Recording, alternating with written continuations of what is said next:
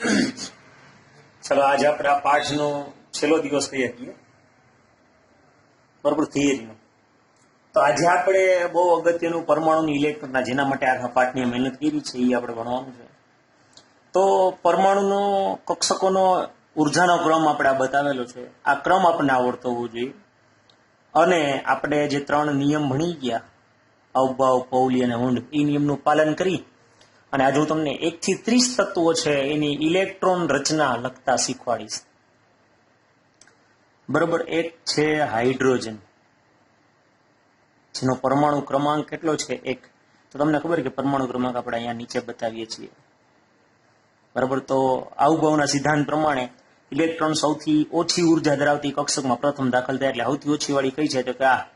એટલે આની ઇલેક્ટ્રોન રચના આ 1s1 આમ લખાય, બરોબર. આ 1s1 ઇલેક્ટ્રોન જે 1 છે, ઇલેક્ટ્રોન ઉપર આવી રીતના મૂર્ધક એટલે કે ઉપર વર્ગ સ્વરૂપમાં આપણે જે લખતા હોય ને, ન લખતા હોય એ રીતે મૂર્ધક સ્વરૂપમાં ઉપર દર્શાવવાનું હોય. તો 1s1 સમજાણું. હાઇડ્રોજન પછી કોણ છે? તો કે હિલિયમ, બરોબર. તો હિલિયમનો પરમાણુ ક્રમાંક છે 2. તો આપણે આગળ ભણી ગયા છીએ પૌલીનો નિષેધનો સિદ્ધાંત કે એક કક્ષકમાં વધુમાં વધુ કેટલા ઇલેક્ટ્રોન હમાઈ શકે? તો કે 2. એવું આપણે ભણી ગયા. એટલે કે પરમાણુના કોઈ પણ 2 ઇલેક્ટ્રોનના ચારેય ક્વોન્ટમાંક કોઈ દિવસ એક સરખા ના હોઈ શકે. એટલે આ મેં બતાવ્યું આ 1s2, જો 2 ઇલેક્ટ્રોન. સમજાણું? રેડી? પછી આવે છે લિથિયમ. તો લિથિયમનો પરમાણુ ક્રમાંક 3. હવે આ 1s2 2 ઇલેક્ટ્રોન ગોઠવી દીધા 3 માંથી. હવે આ કક્ષક આખી ભરાઈ ગઈ, 1s આખી ભરાઈ ગઈ. પછી કોનો ઓર આવે? તો કે 2s નો. એટલે થશે 2s1. થઈ ગયા ને 3 ઇલેક્ટ્રોન, 2 ને 1 3. એક સંપૂર્ણ ભરાઈ ગઈ. પછી જ આમ આગળ વધવાનું. તો એસ કક્ષકમાં વધુ આપણે આગળ ભણી ગયા. એસ માં 2 ઇલેક્ટ્રોન હમાય, પી માં 6, ડી માં 10 અને એફ માં 14. આપણે ચર્ચા કરીએ કાલે. કારણ કે એસ ના કોઈ પેટા પ્રકાર નતા, પી ના 3 હતા એટલે 3 માં 2, ડી ના 5 હતા એટલે બધામાં 2, એફ ના 7 હતા એટલે બધામાં 2 એટલે 14. રેડી? જે આપણે પૌલીના સિદ્ધાંત ઉપરથી આ વસ્તુ ખબર પડી હતી. હવે લિથિયમ પછી આવે છે બેરેલિયમ. તો બેરેલિયમ છે એનો પરમાણુ ક્રમાંક કેટલો છે? તો કે 4. બરોબર. તો શું થશે? આ 1s2, આ 2s2 થઈ ગયા ને 4 ઇલેક્ટ્રોન. 1s માં 2 2s માં 2 એટલે 2s એ આખી ભરાઈ ગઈ. હવે આવે છે કોણ? તો કે બોરોન. બરોબર. તો બોરોન છે એનો પરમાણુ ક્રમાંક છે 5. તો શું થાય? 1s2, 2s2 અને 2p1. પી કક્ષકમાં 1 ઇલેક્ટ્રોન આવ્યો. રેડી? બોરોન પછી આવે છે કાર્બન. કાર્બનનો પરમાણુ ક્રમાંક 6. શું થશે? 1s2, 2s2, 2p2. રેડી? પછી કાર્બન પછી આવે છે નાઇટ્રોજન. શું થશે? 1s2, 2s2, 2p3. અને કે સાહેબ આમ કાં લખ્યું? 2 જમાઈને તમે 3 લખ્યા. પણ તમને એટલી ખબર પડવી જોઈએ કે 2p એટલે 2p ના વરી પાછા પેટા 3 પ્રકાર છે, 2px, 2py અને 2pz. એટલે ખરેખર 2p લખ્યું તો p માં કેટલા ઇલેક્ટ્રોન હમાય? 6 એટલે 6. સમજાણો? તો 2p3. પછી આવે ઓક્સિજન. તો શું થાય? 1s2, 2s2, 2p4. રેડી? પછી આવે છે ફ્લોરિન, પરમાણુ ક્રમાંક 9. હું 1s2, 2s2, 2p5. અને છેલ્લે આપણે આ નિયોન, આપણે 1 થી 30 ના જ શીખવાના. નિયોનનો પરમાણુ ક્રમાંક 10. તો શું આવશે? 1s2, 2s2, 2p6. રેડી? તો આવી રીતના આપણે આ પી કક્ષકે આખી ભરાઈ ગઈ. કારણ કે પીમાં વધુમાં વધુ કેટલા ઇલેક્ટ્રોન હોય? 6 આવી ગયા. હવે એનાથી વધુ ઉર્જા વાળી તો 1s ભરાઈ ગઈ, 2s ભરાઈ ગઈ, 2p ભરાઈ ગઈ. હવે કોનો વાર આવશે? 3s. તો હવે આવશે 11મો પરમાણુ ક્રમાંક. એટલે કોણ? તો કે સોડિયમ. બરાબર. તો સોડિયમની ઇલેક્ટ્રોનના શું થઈ જાય? 1s2 2s2 2p6 છે, 2 ને 2 4 ને 6 10, અને આ આવ્યું 3s1. સોડિયમ પછી આવશે મેગ્નેશિયમ 12 પરમાણુ ક્રમાંક 1s2 2s2 2p6 3s2. આ 3s આખી ભરાઈ ગઈ. પછી એવો એલ્યુમિનિયમ પરમાણુ ક્રમાંક કેટલો થયો? તો કે 13. તો શું થઈ જાય? 1s2 2s2 2p6 3s2 3p1. હવે આવી રીતના આ તો જે 13 પહોંચ્યા હતા 1s2 2s2 2p6 ને 3s2 3p1 સુધી આવ્યા. હવે હિસાબમાં યુરેનિયમનો પરમાણુ ક્રમાંક 92 છે. કેટલું લખવું પડે? એટલે વૈજ્ઞાનિકોએ આનો બીજો રસ્તો કાઢ્યો. આપણે બે રીતે ઇલેક્ટ્રોનના શીખવાની છે, બરોબર? આ તો આવડવું જ જોઈએ. બીજો રસ્તો કાઢ્યો કે નિષ્ક્રિય વાયુઓ છે એને ઇલેક્ટ્રોન કોર સ્વરૂપમાં દર્શાવવાની શરૂઆત કરી. તો નિષ્ક્રિય વાયુનું પહેલા મને નામ લખી દો. નિષ્ક્રિય વાયુ છે helium, neon, argon, krypton, xenon અને રેડોન. બરોબર? Helium, neon, argon, krypton, xenon, radon. નામ યાદ રાખવાનું. હિની ઓર ક્રીઝેરો. હી એટલે હિલિયમ, ની એટલે નિયોન, ઓર એટલે આર્ગોન, ક્રી એટલે ક્રિપ્ટોન, ઝે એટલે ઝેનોન, રેડોન એટલે આ રે ક્રીઝેરો. હિની ઓર ક્રીઝેરો. બે છોકરીનું નામ યાદ રાખવાના. રેડી? તો હિની ઓર ક્રીઝેરો. Helium, neon, argon, krypton, xenon, radon. એને કોર સ્વરૂપમાં બતાવવાની શરૂઆત કરી. જેમ કે તમને ખબર છે કે હિલિયમની ઇલેક્ટ્રોન રચના શું છે? 1s2. તો 1s2 નહીં લખવાનું. આ ઇલેક્ટ્રોન રચનાને, આ જે લિથિયમ છે ને એની ઇલેક્ટ્રોન આપણે આમ બતાવવાનું છે. આપણે આ સ્ટાર્ટિંગની શીખવાની. બાકી 11 12 બધે આપણે આ ઇલેક્ટ્રોન રચના શીખવાની છે. 1s2 નહીં, એને બદલે હું હિલિયમ કોર, એટલે કે હિલિયમની ઇલેક્ટ્રોનના કોર સ્વરૂપમાં. વધ્યું કોણ? 2s1. એટલે લિથિયમની બાહ્યતમ કક્ષાની ઇલેક્ટ્રોન રચના છે સંયોજકતા ઇલેક્ટ્રોન 2s1 કહેવાય. બરોબર? એટલે આ બીજી રીત દર્શાવવાની. સમજાણું? ક્લિયર? હજી ત્રીજી રીતે છે અથવા કરીને. આપણે બધી આવડતી હોવી જોઈએ કે ભાઈ જો આ કક્ષક બતાવી મેં 1s, એમાં 2 ઇલેક્ટ્રોન આવી રીતના વિરુદ્ધ ભ્રમણવાળા બતાવવાના. પછી આ મેં બતાવ્યું આ 2s, આ 2s 1s પછી કોણ આવ્યું? 2s. અને પછી આ આવ્યું 2p. તો આપણને 3 રીતે ઇલેક્ટ્રોન રચના લખતા આવડતી હોવી જોઈએ. તો 2 ઇલેક્ટ્રોન ને 1 ઇલેક્ટ્રોન થઈ ગયા ને. તો આ લિથિયમની ઇલેક્ટ્રોન આપણે 3 રીતે જોઈએ. સાદી, કોર સ્વરૂપમાં અને આકૃતિ સ્વરૂપમાં, જે ટૂંકમાં ચિતાર કહેવાય ને.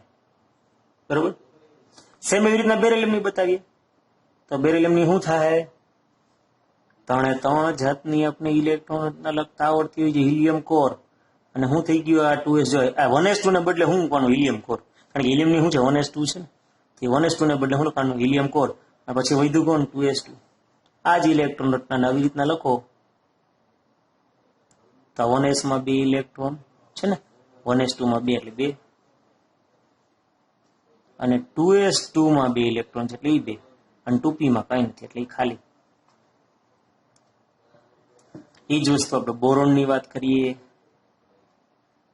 તો હિલિયમ કોર થઈ ગયું 2s2 2p1, અથવા હું આ 1s2 ના 2, આ 2s2 ના 2,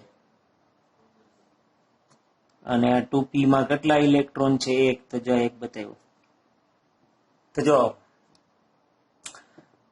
અવબાવનો સિદ્ધાંત શું કહે છે કે સૌથી ઓછી ઉર્જાવાળીમાં ભરાઈ જાય પછી જ બીજી ભરાય, એની સંપૂર્ણ ભરાઈ જાય પછી આગળ વાળો આવે. પેલો નિયમનું પાલન. પછી પાઉલી આપણે એમ કીધું કે એક કક્ષકમાં વધુ બધું 2 જ ઇલેક્ટ્રોન મારી હિલિયમ ગોઠવા. અને છેલ્લો નિયમ હતો હું તો કે હુન્ડનો નિયમ. તો સમશક્તિ ધરાવતી કક્ષકો એટલે આ 2p, x2p અને 2pz સમશક્તિ ધરાવતી કક્ષકો છે એમાં ઇલેક્ટ્રોન છે મહત્તમ સ્પિન રીએ એવી રીતના ગોઠવે અને પછી જ યુગ્મીકરણ પામે. હવે એ નિયમ આપણે હારે હમત જવાનો છે. 3 નિયમનું પાલન થાય છે. આઉગબાવ, પાઉલી અને હુન્ડ. બરોબર? આપણે કાર્બનની ઇલેક્ટ્રોન લખવું. આ 1s2 2s2 2p2 તો આવ્યું જ છે. પછી આવી રીતના આ લખતા આવડતું જે હિલિયમ કોર 2s2 બરોબર, અને આ 2p2, અથવા હવે આ 1s2 ના 2 ઇલેક્ટ્રોન, આ 2s2 ના 2 ઇલેક્ટ્રોન, અને આ 2p છે, 3 કક્ષકો છે 2px 2p અને 2pz, એ બે માં એક એક. હવે બે છે એટલે બે ભેગા નહીં રાખવાના. શું કામ? તો કયા નિયમ પ્રમાણે? તો કે હુન્ડના નિયમ પ્રમાણે.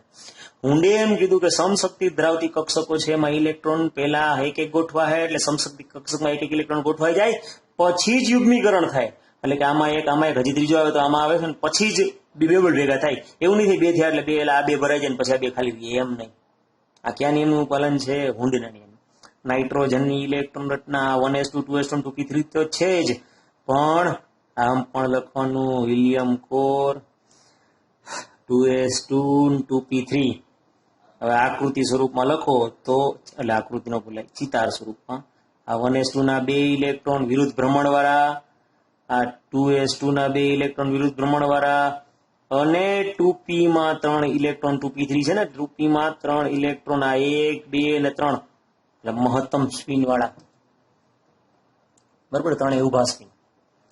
પછી ઓક્સિજનની ઇલેક્ટ્રોન લખો તો અથવા કરીને શું થઈ જાય? હા, હિલિયમ કરો યુગ્મીકરણ થાય ઊંડના નિયમ પ્રમાણે, આ 2s2 2p4, અથવા છેલ્લી ઇલેક્ટ્રોન રચના કઈ રીતે? આ 1s2 ના 2 ઇલેક્ટ્રોન, આ 2s2 ના 2 ઇલેક્ટ્રોન અને 2p4 છે, એટલે પેલા બધામાં એક એક 3 અને આ ચોથો ઇલેક્ટ્રોન યુગ્મીકરણ પામે, એટલે આ એકમાં 2 અને બાકી બધામાં એક એક. સમજાણું? ફ્લોરિન તો એની ઇલેક્ટ્રોન ના શું થાય? હિલિયમ કોર 2s2 2p5, અથવા છેલ્લી રીતે હું આ 1s2 ના 2 ઇલેક્ટ્રોન વિરુદ્ધ ભ્રમણવાળા, 2s2 ના 2 વિરુદ્ધ ભ્રમણવાળા, અને 2p માં 3 છે ને, તો પેલા 1 આ 2 આ 3, પછી આ ચોથો અને પછી આ પાંચમો. આમ હુન્ડના નિયમનું પાલન થઈ જાય. અવબવનો કયો સૌથી ઓછી ઉર્જાવાળી ભરાઈ જાય, પછી બીજો વારો આવે, પછી વધુ ઉર્જાવાળી, એ અવબવનો સિદ્ધાંત. પાઉલીનો સિદ્ધાંત કે એક જ કક્ષકમાં 2 જ ઇલેક્ટ્રોન સમાય છે, હિલિયમ 2 ગોઠવીએ છીએ.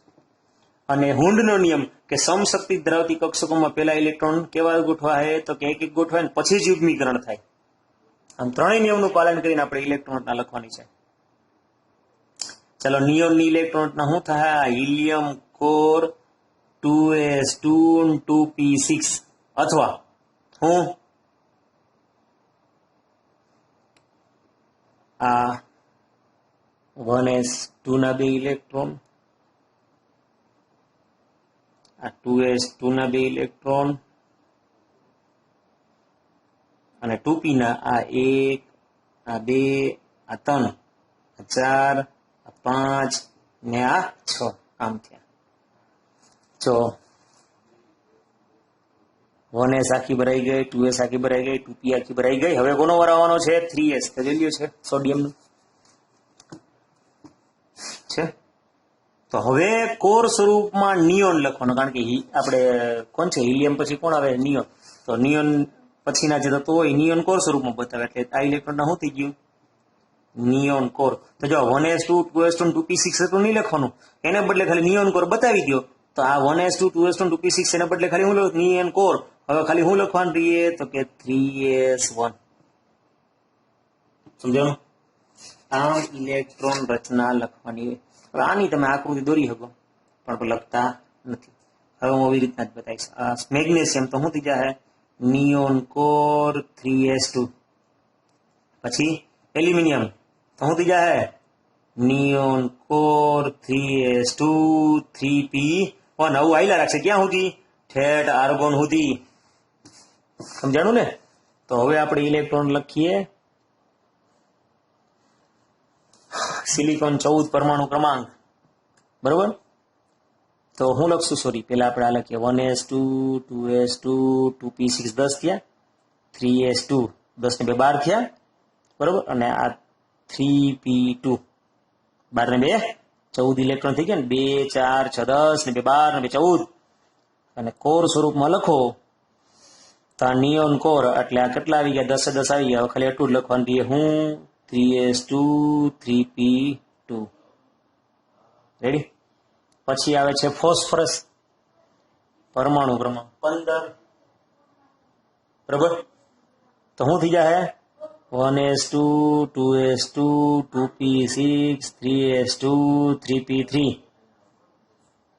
અથવા હું નિયોન કોર 3s2 3p3, કારણ કે આને આપણે બતાવી દઈએ કેમાં? નિયોન કોર સ્વરૂપમાં.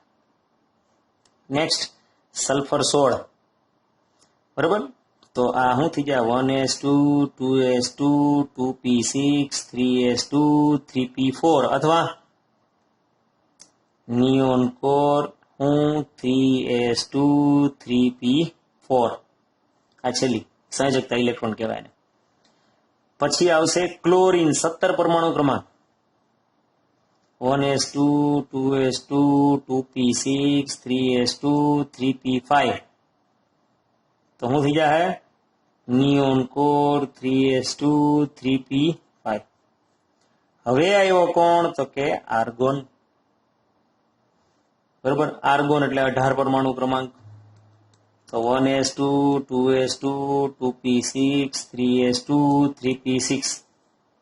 આ ચોરસ નતું કરવાનું ભાઈ, ખાલી આર્ગોન 18. તો શું થઈ જાય? Neon core 3s2 3p6. તો હવે જોઈ લો, લિલિયમ આવી ગયો, નિયોન, હવે આર્ગોન આવી ગયો. હવે આર્ગોન સ્કોર બતાવવાનું રહે. પરમાણુ ક્રમાંક કોણ? 19. Calcium, sorry potassium 19.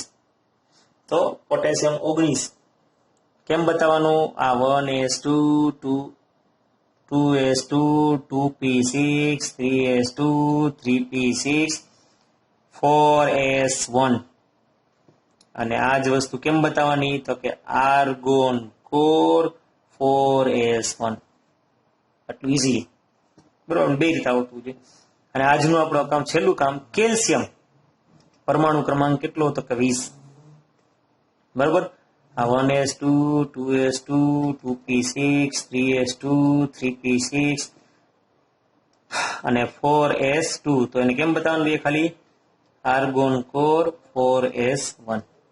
રેડી. કાલે આપણે 21 થી 30 ની ઇલેક્ટ્રોન લખશું અને સાથે સાથે આ પાઠ પૂરો કરશું. આજે આટલું પરફેક્ટ પાકું કરી લેજો. 1 થી 20 ની ઇલેક્ટ્રોન રચના બે રીતે, ત્રણ રીતે કાલના નિયમે સમજવાનો પ્રયત્ન કરજો, બરોબર. અહીંયા સુધી રાખીએ આપણે.